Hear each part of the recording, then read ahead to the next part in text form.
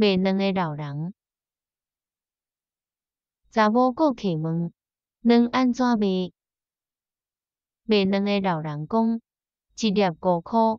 女士，伊讲：我买6粒，算入5块。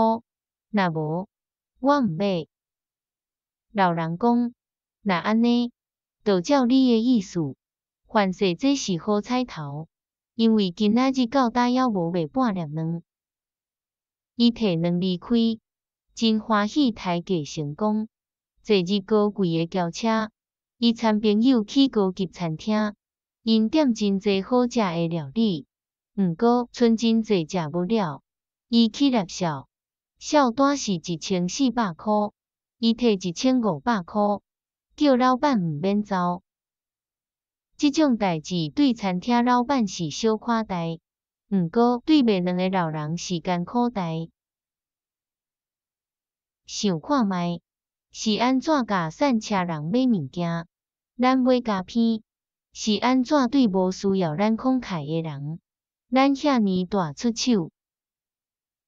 我捌听朋友讲，阮老爸过去拢用较贵个价数甲散车人买细项物件，甚至是无欠用个物件。有时伊加互因钱，我感觉奇怪，问老爸是安怎伊安尼做？阮老爸讲：乖囝，这就是用尊严包装的自信啦。